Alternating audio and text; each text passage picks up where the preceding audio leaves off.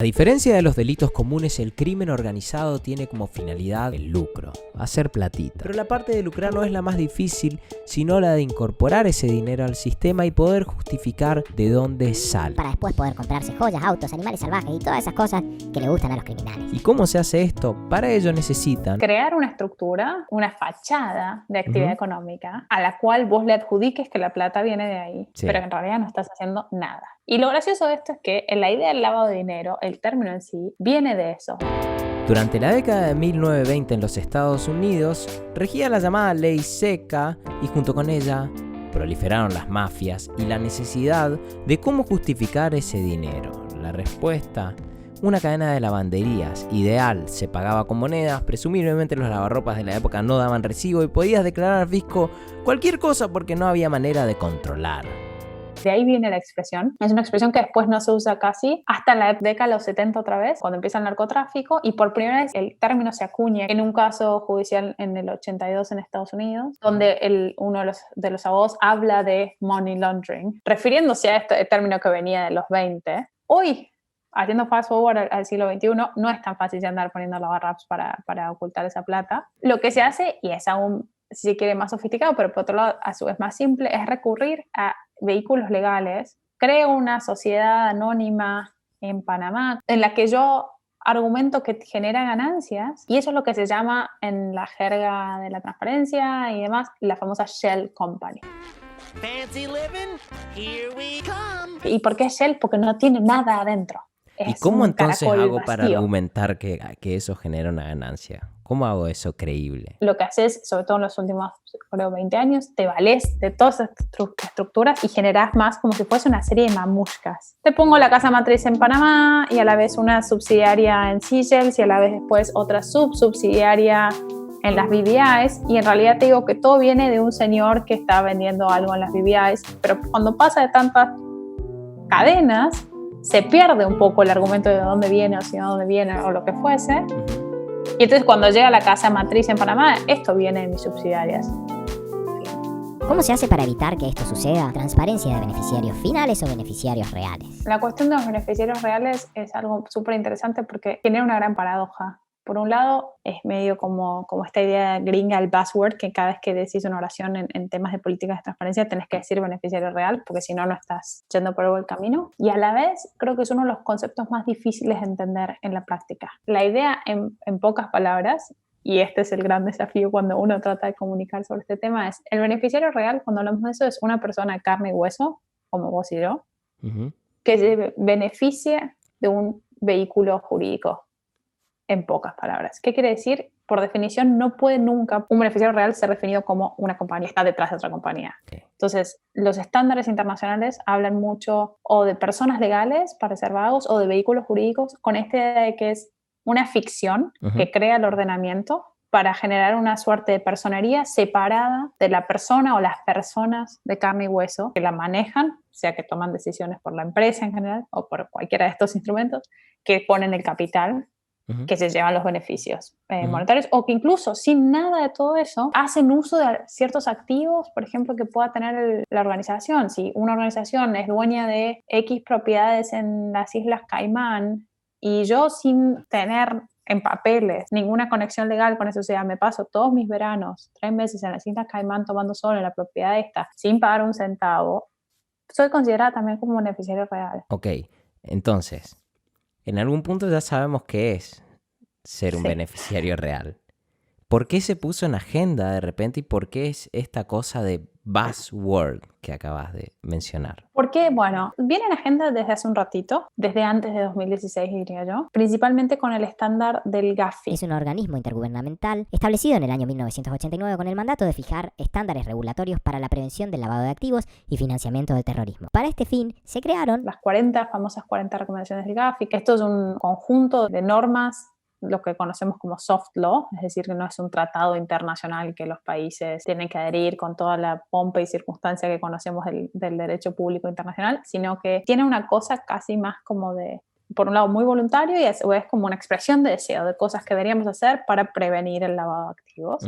El Gafi como suborganismo tiene más de 150 países que están adheridos al estándar. Lo cierto es que el Gafi había incorporado una alusión al concepto de beneficiario real a través de sus recomendaciones 24 y 25, donde dice: básicamente, los sujetos obligados serían las personas físicas o jurídicas a las que aplican las leyes anti-lavado de activos y financiamiento del terrorismo, como ser, por ejemplo, entre otros, los bancos. Tienen que tener información sobre los beneficiarios finales de aquellos vehículos legales que sean sus clientes. O sea, si yo soy el Banco Cathy Green Argentina y viene Leopoldo S.A. a abrir una cuenta, yo a Leopoldo S.A. le tengo que decir: qué lindo, Leopoldo S.A., yo te abro la cuenta, pero necesito que me digas quiénes son los señores de carne y hueso que toman decisiones en tu consejo directivo o que mantienen la mayoría de tus acciones, etc. Esa es la lógica. ¿Y cómo hace Gafi para monitorear que esta lógica se cumpla? Bueno, los países miembros tienen la práctica de evaluarse mutuamente y elaborar informes con cierta periodicidad. En el año 2014 el Gafi decidió poner el énfasis en estas recomendaciones y así vinieron estas rondas de evaluación. Donde, a decir verdad, a los países no les fue muy bien. Estaba todo en un nivel de implementación bastante desigual a lo largo del globo. Y en el 2016 pasa los famosos Panama Papers. This scandal is exploding on a global scale. People with ties to Russian President Vladimir Putin. रखा है investigation हुकाम ने offshore companies Mossack Fonseca.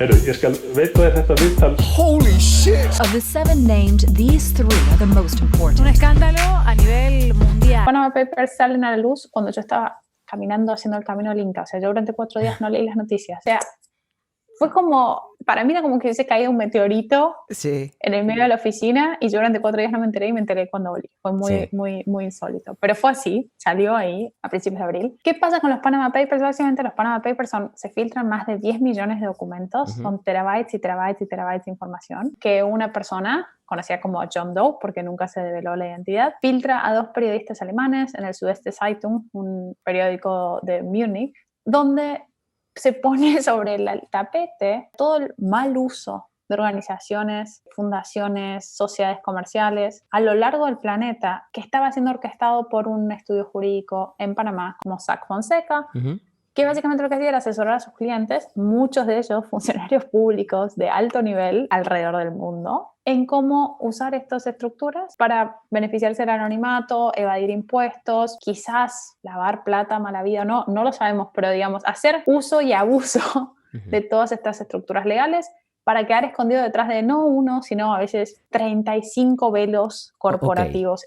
Ahí te voy a frenar un segundo, porque hay una cuestión. A partir de los Panama Papers, digamos, como que estalla la relevancia del tema porque, queremos saber quiénes son estas personas que abren corporaciones y a partir de esas pasan cosas. No sabemos qué cosas todavía, pero la pregunta es, esto no era nuevo. Todos sospechábamos que había paraísos fiscales, que había gente que tenía plata ahí. ¿Cuál fue la novedad, digamos? ¿Cuál es la magnitud del impacto? ¿De dónde viene? Yo creo que, y ahí está en lo que acabas de decir, la palabra clave es magnitud. O sea, el famoso no dejó títere con cabeza. A lo largo del planeta y desde futbolistas, incluido nuestro queridísimo Lionel Messi, Jackie Chan, hasta el mejor amigo de Vladimir Putin, padrino de su hija, pasando por Mauricio Macri. Mauricio Macri. Sé que hay alguna gente preocupada por estas denuncias de los Panama Papers que ha salido y que me ha involucrado a mí. Que después vamos a conversar también de qué se trataba ese caso, porque también fue como muy confuso y creo que la mayoría de los argentinos escuchó algo que pasó ahí y nadie entendió bien qué. Incluyendo a un primer ministro de Islandia. Mr. Prime Minister, what can you tell me about a company called Vintris? Well, it's a company, if I recall correctly, which is associated with one of the companies that I was on a board of, and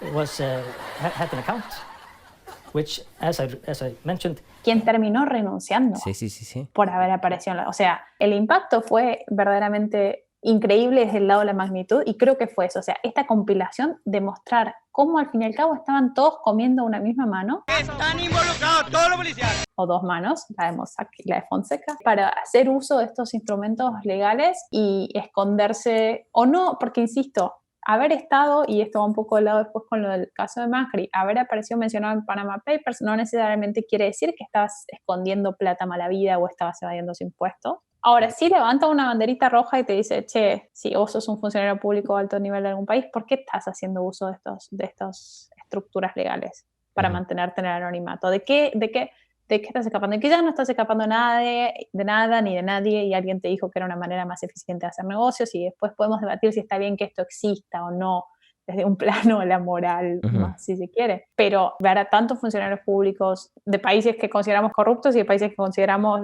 los más transparentes del mundo, todos metidos en esos terabytes de información filtrada al consorcio de periodismo investigativo, fue como claro, básicamente increíble. Sí, le puso nombre y apellido a la cosa, ¿no? Como que antes decía, Exacto. bueno, sí, ok. Ahora, aparentemente hay casos en donde se puede usar legítimamente este tipo de herramientas. ¿Cuáles serían esos casos? Resumiéndolo, si vos tenés operaciones en varios países, hay veces que no te conviene no vas a estar constituyendo una sociedad en cada país. Y no sé si te acordás de nuestras clases de tributario, había esta idea de que nadie te obliga a hacer tus negocios de la manera más cara. Sí, Katy y yo fuimos compañeros en la universidad donde nos enseñaron, entre otras cosas, que en determinadas ocasiones cuando una compañía, por la propia naturaleza de su actividad, tiene operaciones en varios países, en vez de abrir una sociedad en cada país, conviene organizar todo a través de lo que se conoce como una casa matriz donde se centralicen las cuestiones burocráticas para evitar gastos innecesarios. En este sentido, tranquilamente puedo constituir una casa matriz en Panamá y de ahí operar en los otros países donde opero con subsidiarias o con representantes o con, digamos, la estructura legal que me permita los ordenamientos jurídicos. Ahora, si yo vendo, para volver un poco al debate que está ahora en Argentina, yo vendo chanchos en Argentina, mi casa matriz está constituida en Panamá y algo me huele raro. Entonces, creo que, o sea, Panama Papers, por otro lado, de esto de que fuese global y todos los nombres y poner nombre y apellido, y por otro lado decir los propios sistemas legales, que por un lado crearon todas estas estructuras legales con ciertos objetivos, hacer que la economía fluya mejor, separar capital de las sociedades comerciales y de las personas naturales para que la gente pueda invertir y no sea tan aversa al riesgo y no quiera poner un centavo cuando necesitamos a veces inversiones que llevan mucho capital y son riesgosas, etcétera, etcétera. Y la contracara de todo esto que vemos es el famoso les dimos la mano y nos agarraron el codo, porque varios jugadores del sistema se dieron cuenta que había un montón de agujeros de los cuales aprovechar. Hoy mencionamos a Mauricio Macri como partícipe de esta singular costumbre que tienen nuestros funcionarios públicos y empresarios de abrir cuentas en paraísos fiscales. Sin embargo, esta práctica atraviesa el arco político e ideológico por igual. Bueno, finalmente la visita que le debía a Vietnam, porque estuve en 2 oportunidades para venir y yo digo, la tercera la vencida. Así es, en enero de 2013, al regreso de una visita oficial de la entonces presidenta Cristina Fernández de Kirchner a Vietnam, hizo una escala en Seychelles para cargar combustible. Mucho combustible. Y no lo dice el diputado Milman, lo dice el boletín oficial. Efectivamente, en la sesión donde se discutía el blanqueo de capitales, mostramos el boletín oficial que indicaba que durante el día 21 y 23 de enero de este año, en el marco de una gira mucho más amplia, figuraba el descenso del avión presidencial en Victoria, que es la capital del archipiélago de las Islas Seychelles. Teniendo en mente que, como dijimos antes, tener una cuenta fuera no necesariamente significa que se está cometiendo un delito, la pregunta surge naturalmente. ¿Qué podemos pensar de estos casos? Yo creo que lo que piensa cualquier ciudadano a pie cuando aparece algún funcionario de su país en las noticias involucrado en estas cosas, te saltan 75.000 alarmas. ¿Por qué tenemos que tener la escala en Seychelles para cargar combustible? ¿Por qué Mauricio Macri tiene que aparecer nombrado en los Panama Papers junto con el mejor amigo de Putin, que en teoría es un violinista y tiene 100 millones de sociedades a su nombre? Salvo que haya... ¿También tocas el violín? No sé, exacto. Esperamos más de nuestros funcionarios públicos por su condición de tal, y entonces no me agrada para nada que cualquier funcionario público está cobrando su sueldo en base a tus impuestos y los míos aparezcan nombrados en esto, por más de que después resulte ser que simplemente quería crear un fideicomiso para sus tataranietos. Pero hasta que no se pruebe lo contrario, a mí me genera una sospecha. Claro, ellos no tienen derecho a hacer negocios más baratos. Es una cosa un poco complicada, porque ahí quizás casi, y me escucho y me parece mal, pero sí. Una parte de mi corazón me dice, sí, no tienen derecho, ¿por qué? No. Pero quizás en realidad el derecho sí lo tienen, pero más le vale entonces que cuando aparezcan ahí me puedan probar inmediatamente que simplemente estaban haciendo negocios más baratos. A esta altura me va a permitir una confesión. Luego de varios años de trabajar con temas de transparencia y derecho financiero, tanto desde el lado privado como el público, llegué a cierto punto de escepticismo. Tenía mis serias dudas sobre la herramienta de transparencia de beneficiarios reales como mecanismo eficiente para combatir la corrupción. Es un poco como pedirle al chorro que te toca el timbre para robarte y que vos le digas, che, ¿me viene a robar? Como que directamente ellos tienen que decirte, ay, sí, tal es dueño de la sociedad, porque o te dicen, es fulanito LLC, que es lo mismo que decir SA, ¿no? Pero en otro país. Que ya dijimos que no puede ser un beneficiario real. Ok, que es al ser una compañía no puede serlo, pero te lo dicen. Dicen, sí, obvio. O, por ejemplo, en el mejor de los casos te puede decir, sí, es Perenganito. ¿Y quién es Perenganito? Que puede ser un hombre de paja, el testaferro de... El violinista, el violinista, por ejemplo. Y ahí habría que preguntarle al violinista, ¿no? Pero... Ahí habría que preguntar al violinista, o en realidad como Estado, como agencia del Estado, vos desde la CNB, la UIF, la FIP, quien fuese que esté viendo este tipo de declaraciones, no hace falta ni siquiera preguntar al violinista. Lo primero que haces es hacer un chequeo con tus bases de datos internas que tenés como Estado. Ahora, el gran problema que tenemos en la mayoría de los gobiernos es una falta de cooperación entre agencias enorme. Porque si yo venís y me decís que el dueño de todo esto es el violinista, pero yo después veo que la declaración de impuesto de violinista todos los años son de 100.000 pesos al año, algo me hace ruido y me puedo poner a investigar. Claro. Ahora, ¿qué pasa? La gran mayoría de las veces van vehículos paralelos, la declaración de impuestos, la declaración de beneficiario federal, no se hablan, no se cruzan, no se actualizan, no nada. O sea, no hay herramientas. Entonces, el primer paso es generar más vehículos de cooperación entre agencias. Esto aplica tanto a nivel nacional como internacional, y en este segundo sentido ya se están intentando varias cosas. La OCDE ahora tiene otro grupito parecido al GAFI, pero que se focaliza en transparencia fiscal, que se llama el Foro Global. Y una de las herramientas que está creando es el intercambio automático de información entre agencias fiscales. Wow, vamos por partes. La Organización para la Cooperación y el Desarrollo Económicos, también conocido como la OCDE, es un organismo de cooperación internacional que busca promover la adopción de políticas que generen mejores condiciones para la humanidad. En pocas palabras, si un país quiere ingresar como país miembro, tiene que atravesar una serie de revisiones sobre sus políticas públicas, sus leyes, sus regulaciones. Y aunque usualmente se dice que se trata de un club de países ricos, este no es necesariamente el caso, aunque... O casualidad, sucede que siempre los países que tienen mejores políticas también tienen un mejor bienestar económico. A diferencia de otros organismos como ser el BID, el FMI o lo que fuera, la OCDE no presta dinero. Pero en ocasiones sucede que determinados administradores de fondos privados tienen mandato de solo invertir en aquellos países que tengan, digámoslo así, el sello de calidad de la OCDE. En este sentido, uno de los requisitos que podría implementarse a futuro para lograr este sello podría ser políticas de intercambio automático de información. ¿Para qué sirve esto? Supongamos que el empresario Cachito quiere abrir una empresa en Argentina para hacer operaciones inmobiliarias. Entonces llega a la Argentina el señor Cachito y le dice, muy bien, fenómeno, señor Cachito, cuénteme de dónde sale su plata. Si vos me decís que todo esto viene de X sociedad y la sociedad está incorporada en otra jurisdicción, yo puedo chequear con esa otra jurisdicción a ver qué ingresos está declarando la casa matriz allá. Para eso, si no tenemos herramientas de intercambio automático de información, podemos estar meses, años, memos que van y que vienen y la coma está mal redactada y quedan en la nada. Una novedad adicional para destacar en la coyuntura actual es que los organismos multilaterales de crédito también en este momento están impulsando políticas para la transparencia de beneficiarios reales con las herramientas que tienen disponibles. Con la epidemia del COVID y todo este financiamiento de emergencia que sale al último momento, por un lado desde los países a sus ciudadanos, desde las entidades multilaterales a los países en emergencia, se pone otra vez muy fuerte sobre la agenda la idea de decir, bueno, si el fondo, por ejemplo, o el Banco Mundial les va a dar financiamiento de emergencia a los países, tengamos ciertas salvaguardas, ciertas protecciones de que ese financiamiento va a ir para comprar equipamiento médico o para generarnos lo que fuese, ayudas sociales a los sectores de la sociedad que lo necesitan. Y uno de los puntos que vuelve a surgir, y lo tiene el Fondo Monetario en su regulación de gobernanza, que está vigente desde 2018 y lo pone ahora en vigencia para la ayuda que da de emergencia, es, bueno, díganme quiénes son los beneficiarios reales de las compañías. Si yo voy a comprar barbijos a José Pérez Sociedad Anónima, díganme quiénes son los beneficiarios, que no resulte ser que el beneficiario real es el sobrino del ministro de Salud. Para finalizar, conversamos sobre cuáles son los desarrollos recientes más destacables en materia de beneficiario real a nivel internacional. Los últimos desarrollos, y lo más jugoso, pero que todavía no son desarrollos concretos, son provisorios, viene desde el país del norte, desde Estados Unidos, un país donde su regulación de prevención del lavado de activos no se modificaba más o menos desde los 70, no se actualiza.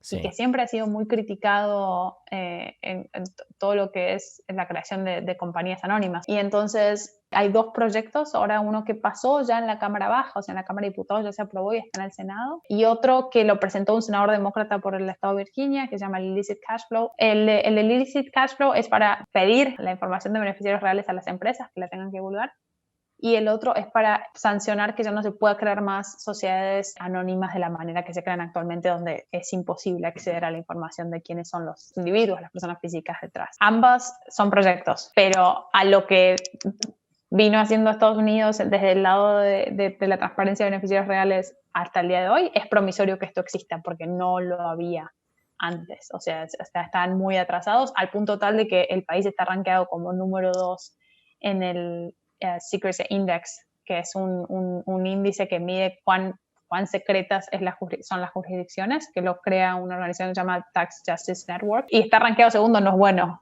porque cuanto más bajo tu puntaje es más transparente sos, con lo cual estar segundo es bastante alarmante para un país que, por otro lado, ha sido un gran impulsor de la agenda de transparencia en la esfera global. El futuro político de Estados Unidos hoy por hoy es un poco incierto, así que vamos a ver cuánta suerte tienen estos proyectos, pero que estén ya es un buen indicio. Claro, es loco porque siempre pensamos como para lavar dinero en las plazas de países, digamos, remotos o del Caribe, cuando en realidad las principales plazas financieras son también Estados Unidos, Londres, Hong Kong. absolutamente. Y creo que eso es un poco el mensaje que se vende más, esta idea de sí, yo lavo plata en las BVIs o en Seychelles o en las Maldivas. Claro. Y en realidad probablemente se lava mucho más plata en Delaware. Y hay un estudio súper interesante de Transparencia Internacional de Reino Unido de hace un par de años, donde se podía geolocalizar las propiedades en Chelsea, que es uno de los barrios más caros de Londres en tema de costo de la propiedad inmobiliaria. Uh-huh. Y el 90% de la propiedad inmobiliaria en el barrio era propiedad de sociedades constituidas con varios niveles de velos en el medio, etcétera. Con lo cual había, son departamentos que estaban vacíos, digamos. Y uno es esto, no hace falta ir a la Seychelles. Muchas gracias a todos los que llegaron hasta acá. Esto fue todo por hoy. Pueden encontrar la versión escrita de este reportaje en www.abrohilo.org, con quien hicimos la presente colaboración. Allí van a encontrar muchas notas muy interesantes y cosas que vale la pena aprender. Finalmente, Catherine Green es experta en temas de transparencia y cuenta con más de 8 años de experiencia en organismos multilaterales entre BID y Banco Mundial en temas de prevención de lavado de activos y manejo de conflictos de interés. Actualmente se desempeña como oficial de país de una organización conocida como AITI por sus siglas en inglés, que se encarga de mejorar la transparencia de las industrias extractivas. Estimados, likeen, suscriban, comenten, compartan, ya saben, y nos vemos en la próxima edición.